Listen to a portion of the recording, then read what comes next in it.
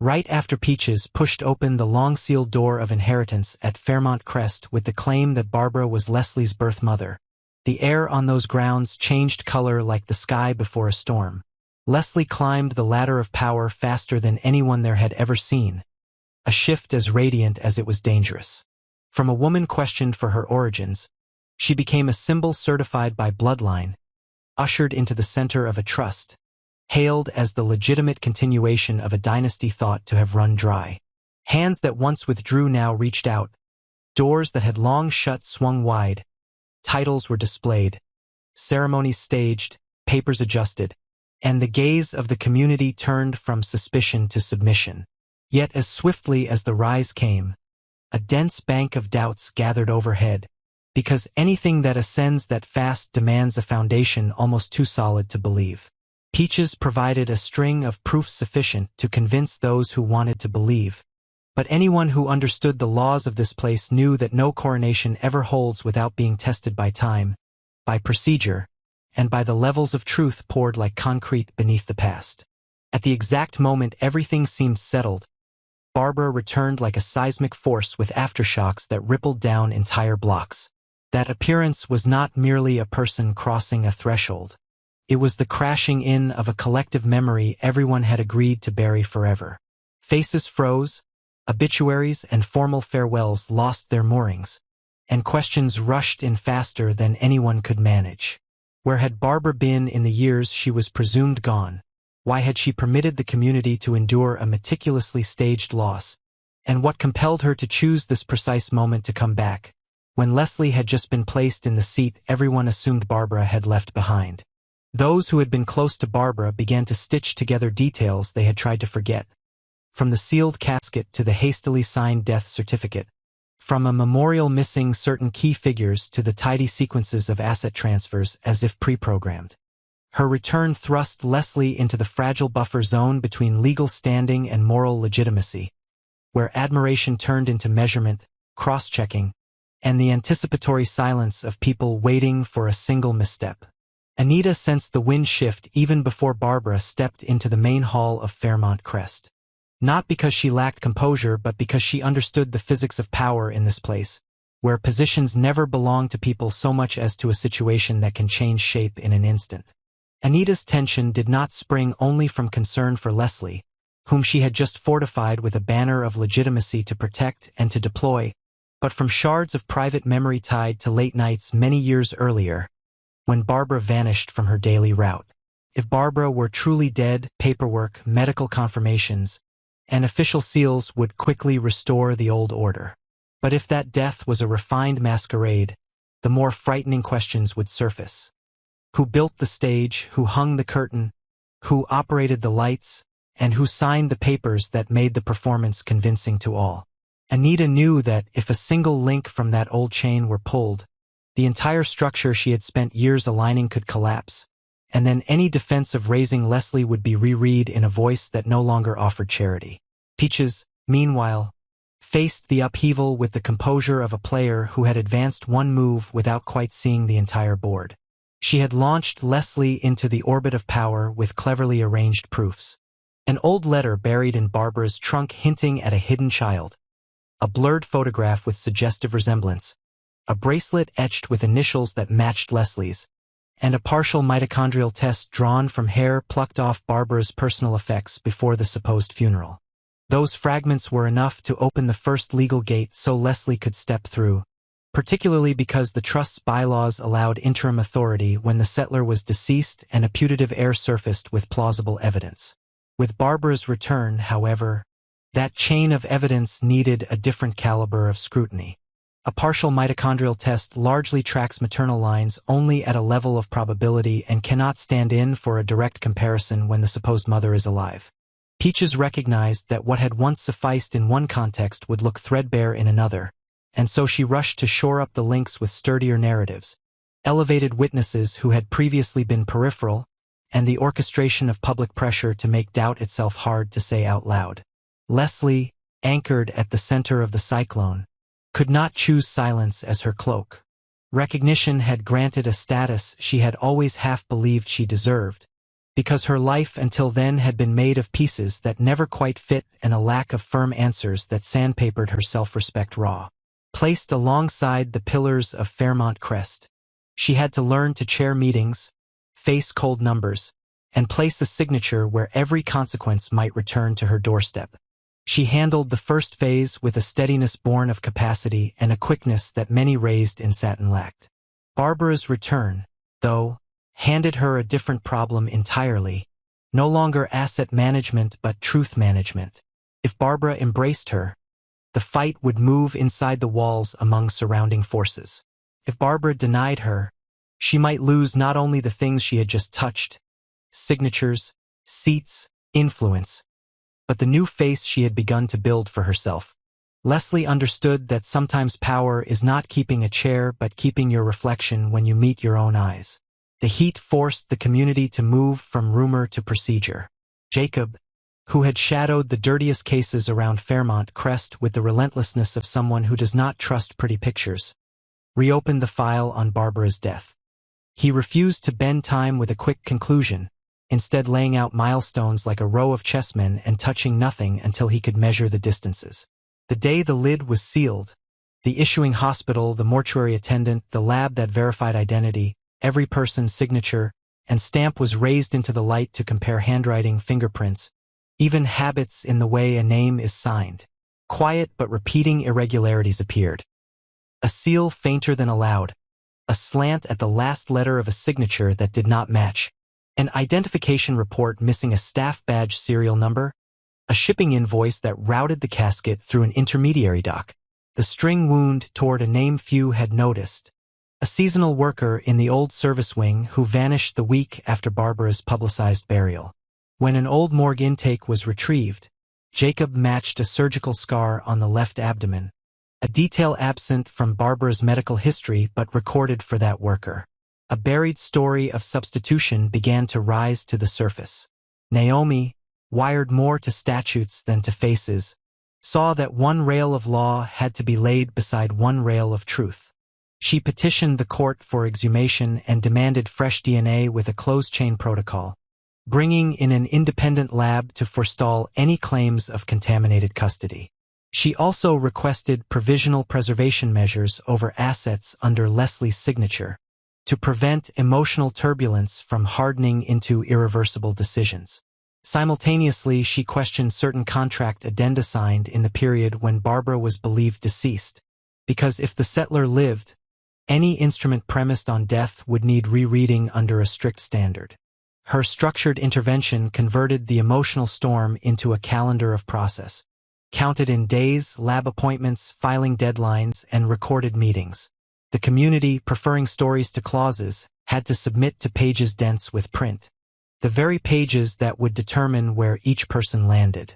Barbara's return did not carry the haste of someone intent on grabbing back what was hers, but the gait of a woman who knows where every brick in the corridor lies. She brought information sufficient to explain part of her disappearance, but only just enough for the legal machinery to avoid seizing up. She affirmed she had crossed a life-and-death threshold tied to a shadowed network of finances, where charitable funds, donations, and service contracts intersected at points few wished to inspect.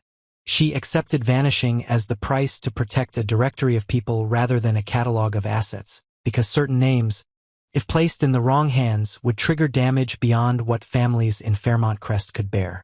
Her timing was not casual. Numbers inside that directory were trending toward a danger point as signing authority consolidated under hands that could not be guaranteed.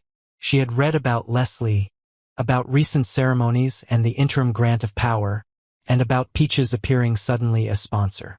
Still, she neither claimed nor disowned, understanding that any rush to choose while every surface sat under a microscope would stamp the matter wrong. When the grave was opened, the string between memory and fact snapped with the metallic knock of rusted coffin hardware. Bone samples were taken by the book and shipped to 2 independent labs. The results matched the medical record of the seasonal worker, the woman who vanished after the funeral. The death the community had mourned was not Barbara's. That revelation blew open another sealed chamber. If someone else had been laid in Barbara's place, who arranged it, to what end? and what price was paid to keep that secret buried for so long. Anita dug out letters, diaries, and old call logs, cross-referencing her own meetings with advisors who were no longer here. She felt herself walking into a flickerlit zone of memory where decisions once made in the shadows of fear and ambition met again in daylight. If back then, she had believed that pushing one person off the board was the only way to save a larger order, she now had to face the fact that the order had never been stable. It had only been a heavy curtain hiding a door with broken hinges. Meanwhile, Leslie's proof of kinship was reset from the ground up. Hair samples from old belongings were tossed for contamination risk. The mitochondrial chain that Peaches had leaned on was reread under a higher bar, and the lab was directed to take fresh material from Barbara and Leslie in the presence of both legal teams. The initial outcome refused to be definitive due to a rare variant that skewed standard markers. A deeper panel, however, suggested the probability of biological motherhood fell below the established threshold. That result did not shatter Leslie. It shifted her equilibrium from confusion toward a strange discipline. She stopped leaning on a single-word mother to stand upright and instead leaned on the ledger of what she had done while holding interim power, how she treated numbers, people, and crises without compounding harm. She began to think of inheritance not as the function of blood, but as the consequence of capacity and recognition. Yet Fairmont Crest's rulebook still demanded clean stamps, so the story had to redefine the bond between Barbara and Leslie in legal terms outside biology. Barbara produced a sealed file prepared before she disappeared, containing a seldom-discussed rider that allowed the settler to designate a contingent beneficiary on the basis of predetermined standards of competence and character, in case biological factors were absent or unconfirmed. The rider had been kept quiet for many reasons, including that the individual under consideration was then too young for meaningful evaluation. Barbara added personal notes documenting years of discrete observation of Leslie's studies, service work, and responses under stress before Leslie had any idea she was connected to the trust, showing the decision did not spring from a wave of sentiment over a lineage tale but from a long process of watching. This repositioned Leslie into a new form of legitimacy, not hanging on DNA but on the will of the original owner of the estate. Naomi reread the clauses and found the rider consistent with the trust structure, while pointing to guardrails to head off dangerous precedent, such as an independent oversight council to assess the beneficiary at intervals against written criteria. In this way, the narrative stepped out of the trap of binary motherhood into the steadier field of institutions, where things could stand more calmly under the wind of public opinion.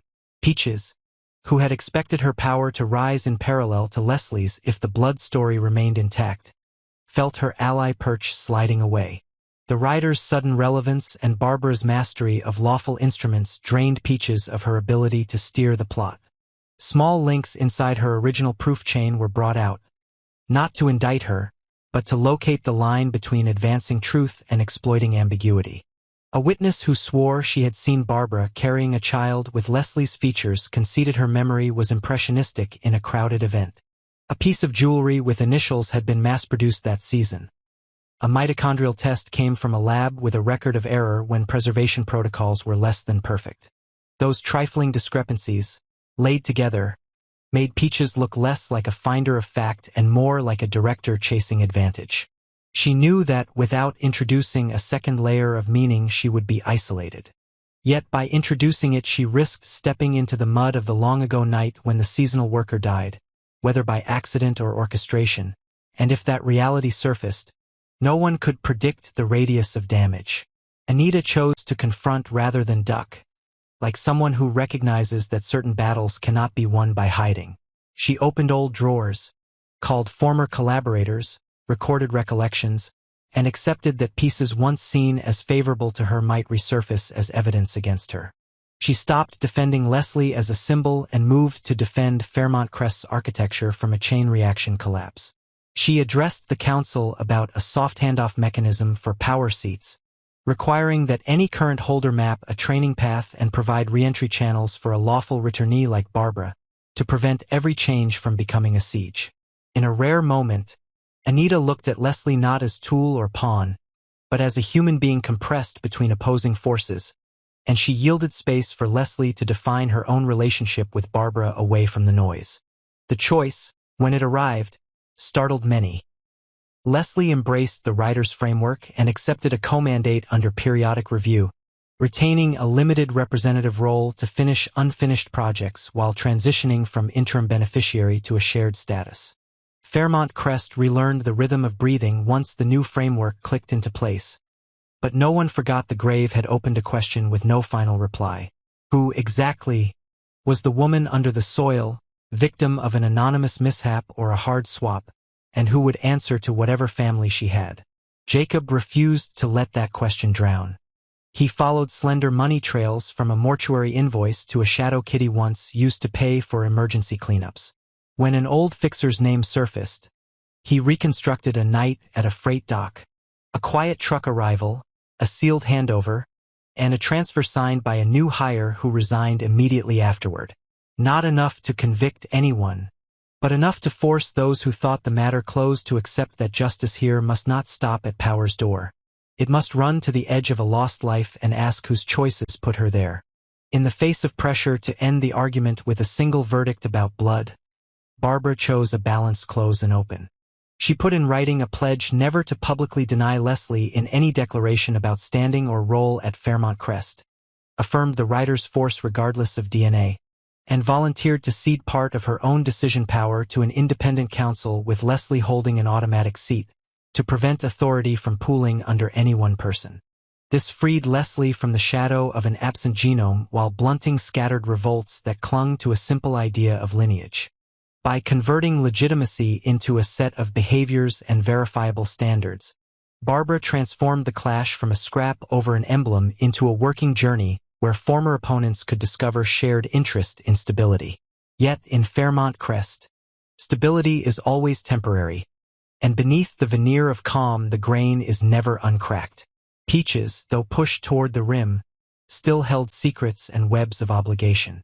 She knew a secret kept past its hour becomes a burden, and a secret used at the wrong hour is a knife turned inward.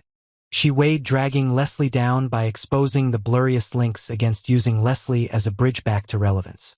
The hesitation lasted a season of rain, until she discovered a peculiar ledger tucked in the archive, detailing covert disbursements for a program safeguarding the identity of an unnamed child at the very time Leslie's own birth would have occurred, with circuits between suburban clinics and coded references to a protection network.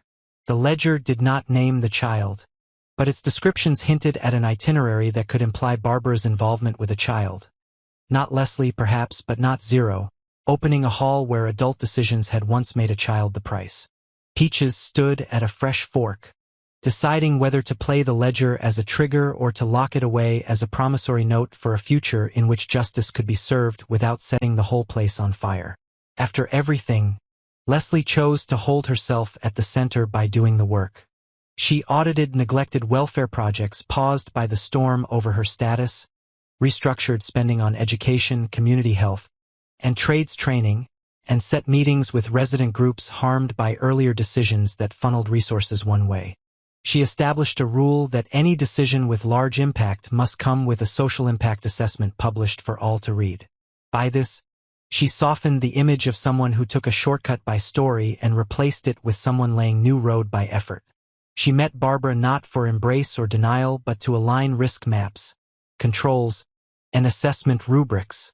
Between them grew a gray but sturdy zone where they could work for Fairmont Crest without needing a tidy, final label for a story that might never merit one. What remained, seemingly a legal issue, became the community's ethical question. Would Fairmont Crest accept a reality where blood is no longer the only key to a gate, where a settler's rider may designate a beneficiary by capacity and conscience, where a counterfeit death cannot be forgiven yet a truthful return can be received? Each household, each enclave, each block answered by changing how they spoke about Leslie, Barbara, Anita, and Peaches. Some would forever see Leslie as the woman who once sat on a throne built on an incomplete tale. Some would see her as the person who stepped out of the DNA trap to shoulder responsibility. Some would wish Barbara gone for staging a false funeral that made a whole community grieve. Some would keep her near to use her seasoned sight against the next storm. and Peaches, whichever path she chose, would remain the mirror of power's ambiguity, where tiny proofs can raise a temporary throne or dismantle an ossified frame. As the rains eased, Fairmont Crest resumed its daily rites, but no one went back to who they had been. On the long wall of framed leaders, a gap remained for this unsettled era, a reminder that the history of this place is written not only by blood, but by choices at the edge of right and wrong. Barbara walked that corridor more slowly than before, not out of fatigue but because she knew every step now leaves a print someone will reread one day. Leslie stood in a room lit just enough, eyes on figures and plans, knowing her seat is not held by a finished story but by a story being written. From her old desk, Anita filed the last of the completed folders, conceding that some battles are best unfought, their energy redirected to building a system for those who come after. Alone in the archive, Peaches set the ledger on the table, weighed once more the margin between private advantage and a chance to repair, then placed it in a locked drawer, not to bury it, but to keep it for the moment when justice would gain more than revenge could ever deliver. And so the balance of power at Fairmont Crest was not rewritten by a single final ruling but by a learned habit of living with layered truths. Whether Barbara is or is not Leslie's birth mother no longer defines everything. What defines them now is how they repair what the system broke before, how they erect a mechanism so no one can vanish into a counterfeit funeral again, how they ensure someone like Leslie can step into a role not by blood alone but by a clear set of criteria, and how they compel someone like Peaches to answer to truth without shoving her into a corner where destruction is the only exit. The tale closes in an open posture, with each person carrying a portion of responsibility for the truth rather than a satchel of private gain, and with the hope that when the missing pieces finally show up, there will already be a strong frame to fit them in. No more false burials required.